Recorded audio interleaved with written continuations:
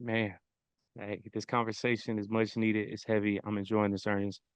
Now it's about to get even deeper because, bro, you had mentioned something that a Mm, lot of people would have missed culturally of our people being enslaved in this land. And I find something eerily similar between Barack Obama and Kamala. And yeah. anytime that we as Black people who have or fourth, fifth, sixth plus generations on this land bring this up is that when these people who are presented to us to represent us, we notice that they don't have a lineage tied to this land. And I don't think that that's by coincidence at all. And when we are brought Barack Obama, a Kamala Harris, they're Black, technically, yes, but they don't have this same experience as us. Ernest, do you find it eerily and sometimes odd that the people who are brought to us don't have a big mama that's from Mississippi or from Yeah, yeah, Georgia who has stories about lynchings and has stories yeah, about sharecropping? Because me personally, I feel like that connection can't be the same. Yes, we all experience white supremacy on a global yeah. level, but it's something that is very different, very specific to that Black American experience. Why is it when these presidential or these Black presidential candidates are Yeah. brought to us, for some weird reason, they don't have that Black American deep rooted experience? Oh Why man, is it like that, Ernest? bro, I definitely noticed that. I thought it would have been very interesting, man, to have two Black presidents in our country and to have neither one of them having that connection to our Right. land that way and our cultural experience. I think from I'll make that like a pop culture analogy, where you have heard actors in Hollywood talk about being overlooked, maybe by British actors, other foreign Black actors, and there's always this wonder of like, why aren't we getting the same opportunities that they get? What's going on with us? And people would speak about the fact that they felt that having that person who is separate from our unique cultural experience would make them easier, and I want people to really catch this, easier to work with when doing certain movie roles. And being easy to work with, that's not necessarily a compliment to the person, being easy to work with. It depends on what you're trying to do. Being easy to work with means that you could potentially, because you don't have that same cultural lineage or linkage, means that you might be look over some things or certain inaccuracies or certain omissions from telling the story. You think about the critiques that I think her name was Cynthia, who played Harriet Tubman. Um, Cynthia Erivo, Yes, yeah. yes. And Samuel Jackson, he didn't like that. Yeah, bro, and when yeah. I watched the movie again some years later, I watched it with my oldest daughter, and I was like, It's the nah, accent for me, bro. bro, Killing me. that Yeah, wasn't it. And yeah, and I was glad because my daughter loves Harriet. I was glad she had a yeah, visual for what that could have looked yeah, like. yeah, yeah. But the energy, we can feel it. We can Mhm. feel it, right? We ain't talking about the energy people get from Trump. That's something different. We Right. talking about that energy. We talking about like, bro, when I'm of course I live in the Chicago area. I Mhm. remember taking road trips to the South, man, and my first time like being going through Alabama. And Mm. I one time driving, was actually headed to Florida, and I saw a plantation that Yep, looked that's where you like, see it when you go to bro, Florida. Yep, yep. I I know saw, exactly what you're talking about. if you remember that scene from Django Unchained when they was in the front picking cotton, that Hmm. plantation reminded me of that, bro. I felt something. You know what I'm saying? Like I felt, and I'm driving feeling this. When we took a road trip to Myrtle Beach, and on the way back, because my family on my dad's side was of course forcibly enslaved through South Carolina, and I was trying to find a plantation in that area, as best I could that was adjacent to that county, and I went to one, and bruh, like and it just so happened it was a rainy day, it didn't have an internet connection, so I had to really be in tune with everything, bro. You feel it, man. I can't imagine living that close to a point. Bro, I will be enraged all the time. So if you're gonna have me, if I'm gonna play somebody who was enslaved, I'm not just tapping in from a visual perspective because I'm Black and they Black. I'm tapping in with my ancestors because literally the people who had to persevere and survive, that is in me. I can't be here without them. So it's not just a movie role to me. I'm not just playing Harriet. I am Harriet, bro. Like, okay, another example. When Denzel played Malcolm X, They, bruh, you see, I ain't gotta say nothing. You Bruh, favorite movie of all time, all Ernest. time, As a bruh, child, watching it on repeat. all time. And why? Because for one, Spike Lee Yeah. and Denzel. And Mm. Denzel played it. He lived that role of Malcolm X and Angela Bassett, Angela bruh. Bassett, yes, Come sir. on, man. Because he Denzel lived it. He felt it. That's why we connect so much with Brother Malcolm because we know that feeling. We know what he's talking about. So going back to the political standpoint, I believe because if I lived in, let's say, in Nigeria or something, I'm black, but I think it would be easier for me to then overlook their experiences historically. Yeah, we connect, right? But I might be able to say, well, it's not that big of a priority for me to make sure I'm prioritizing what you need. I think they both entered that space with good intentions. I think if you look at how they both they came up doing some type of political stuff or service. But I think that it's easier for the machine to get behind that person because then on the other end, you if you see a black person descend or go to that level, then they usually have made a conscious effort to disavow themselves with anything black. Mm. So my thought is, dang, how long would it take for a black American who has enslaved to get to that level? And then my follow-up question is, would I even want them to? I mean, bro, and again, the cultural thing, just like you said, I think for people who were saying she wasn't black, which I didn't like that talk, I Yeah. think we should have been more specific though. I think we were trying to say she ain't the black I know, or like Mm. I think that's what some people meant because we Mhm. didn't really know we know her father's the black Jamaican, but we didn't really know her father. We didn't see him. You know what I'm saying? We didn't know like about the grand again, like you said, the big mama. We like the stories of that experience kind of often came starting from Howard. You know what I'm saying?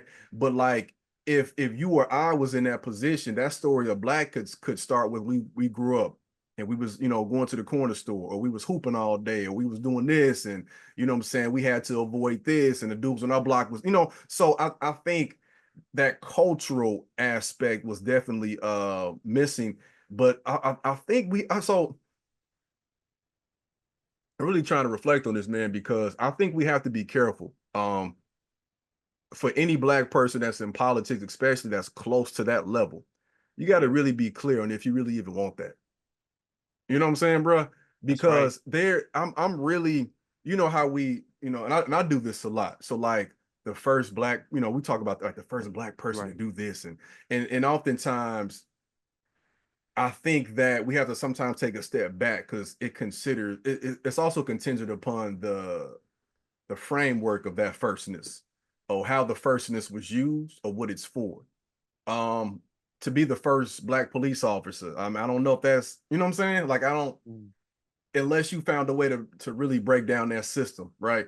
To be the to be the first black, like to be the first black person with enslaved ancestry over the empire might not really be the achievement we think it is if you don't go in there with clear intentions. And if you go in there with those clear intentions to truly help those, because it would help us, but it would also help everybody else, then there would no longer be an empire.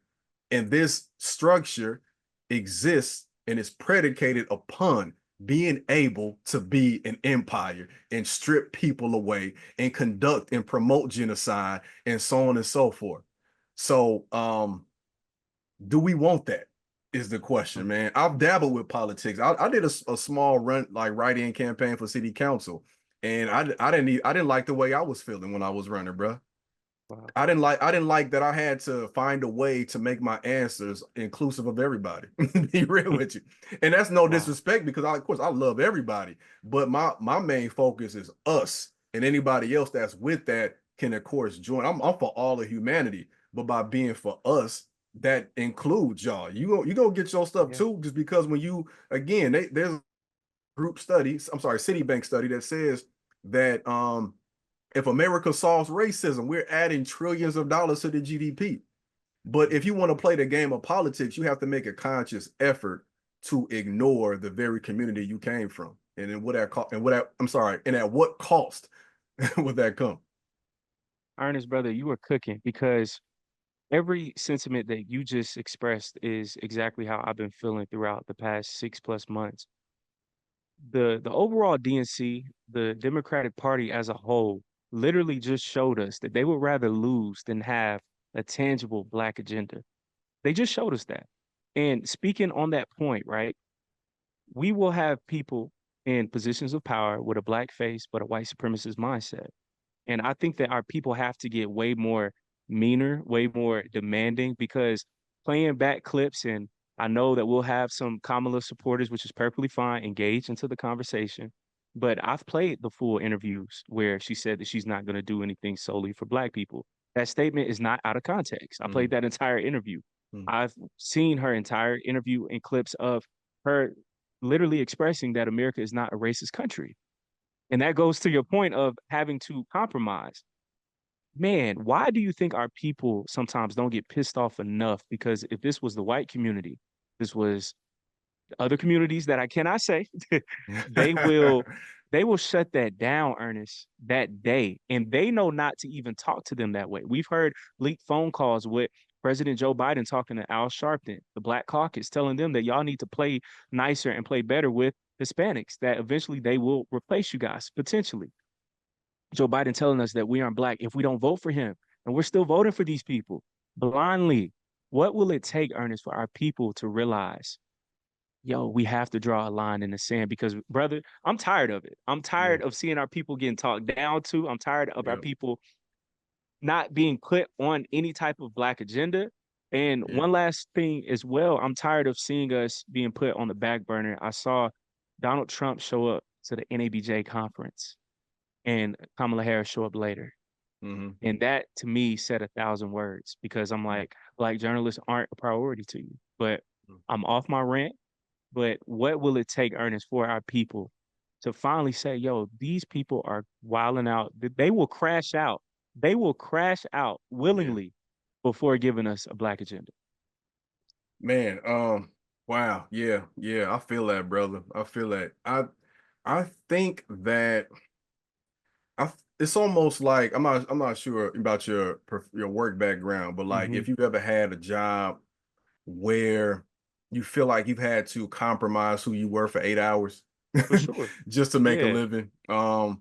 I feel like I don't that's what politics is like in this country, in a lot of ways. And it's almost like the higher the level you go to. So like if you like school board, maybe not as much, right? City council, maybe not as much.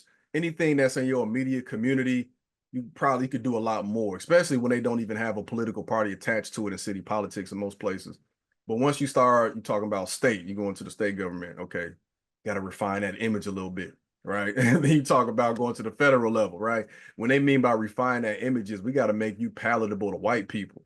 And I think that a lot of politicians, not every single one of them, of course, but a lot of our politicians who look like us go into this saying, well, if I sacrifice just a little bit, I can get there. And then when I get there, I'll do what I can for us.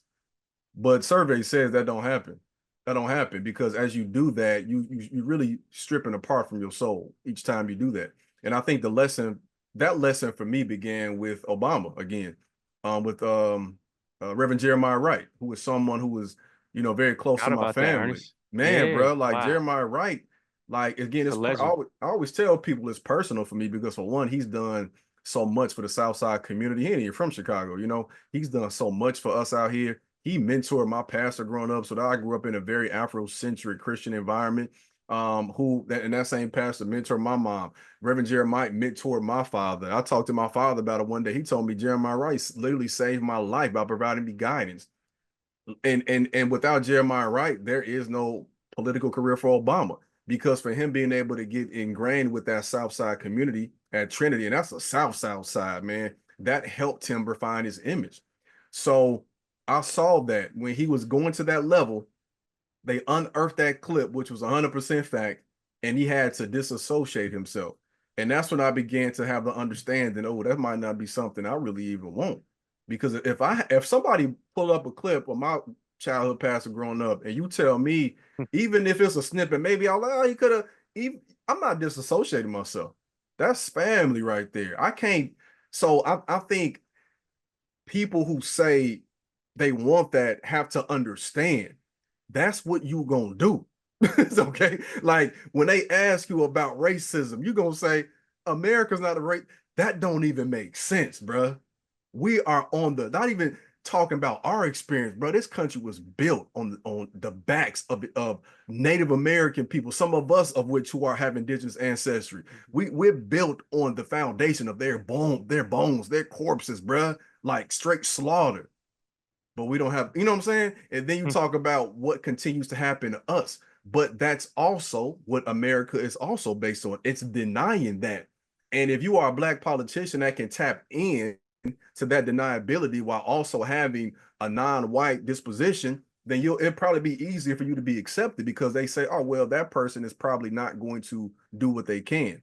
And I think that for us, again, the same concept is, well, we think as long as we get in a little bit, it'll make things better. I think we have an overall concept and understanding that our success is based upon how we fit into the system, as opposed to actively working on a large scale in mass to create something that exists not solely within it, but within the same parameters of it. Like this country exists on this landmass, and this system we created does too. And I think it's hard for us to conceptualize, bro, because a lot of us, myself included, because I'm still learning, we don't really have a comprehensive understanding of who we were before this. So if I can't visualize what I was before this trauma in this country that was built on my back by force, then I can't really imagine what I can make that's better. When the things that we had prior to this are far better than anything that was created by the descendants of enslavers. It's just Wow, like, bro. I mean, like, bro, like we are so amazed by and I get it, man. The iPhone and all this stuff is cool, bro. But we can see that morally, this place, people here ain't making no progress. Mm. We keep measuring progress by gadgets and technology. That's the problem. Wow. That's So, insane. bro, we got to continue to unlearn the inner workings of the white supremacist ideology and realize how much, again, the very fact that we celebrate Dr. King but can't probably name 5 people in his inner circle. That's a white supremacist ideology of uplifting the individual as opposed to the community. I had to really figure this out, man, because I would do a lot. I would, whenever I would see the first white person to do something, I'll be like, of course, what we do, right? I know we did it Mm. before them. But you find that very often, you're not going to be able to name an African person because we Mm. didn't always name the people who did the thing because it was a community thing. We didn't feel honor in that. Like, because it wasn't just us. The same thing about Native Americans. You ain't gonna find in history indigenous people, real estate owners. We don't own the land, right? We Yeah. like the number one real estate developer. Oh, bro, we don't own this land. We're borrowing this land from the divine. Mm. So we gotta strip it away, strip it away. And in all honesty, man, like I just I feel like we have to use this as an awakening. And like you said, it could bless it in disguise and go back to the ground level and say, what are we doing here? Mhm. Where are we going? How Mm. are we gonna get there? And what role does any politician play? Because they can't do it all. They won't do it all. And I don't want them to. I mean, I got a lot of critiques, especially for Obama. You know what I'm saying? Like, but for real, I love Obama. I love Kamala and what they've done and what they've done for us in my awakening. Because I think more than any other individuals in our country's history, they will help us realize that they were not ever in a position to be, or even trying to be, the people we think they were in terms of I think we thought they was gonna be Harriet or Yep. Rosa. That's not the same. That's not the same, bro. LBJ only did it because of King. We want kings. LBJ is whoever. Any white dude could be LBJ. You just got to feel this pressure. We need the Harriets, the Rosas, the Denmark V's. You know what I'm saying? Like we Mhm. we we need people like that we mold our kids to be. But as long as we keep thinking from a white supremacist framework, we ain't gonna believe a person could be that unless they have a certain suit and tie, a certain job description, a certain test score, a certain salary, bro. Those folks are right here in our community. They down the street at your school. They hanging on the corner. Matter of fact, those are the folks that probably got more potential than us. They the ones who are probably most revolutionary because they like, I ain't Yep. doing nothing with this system, bruh.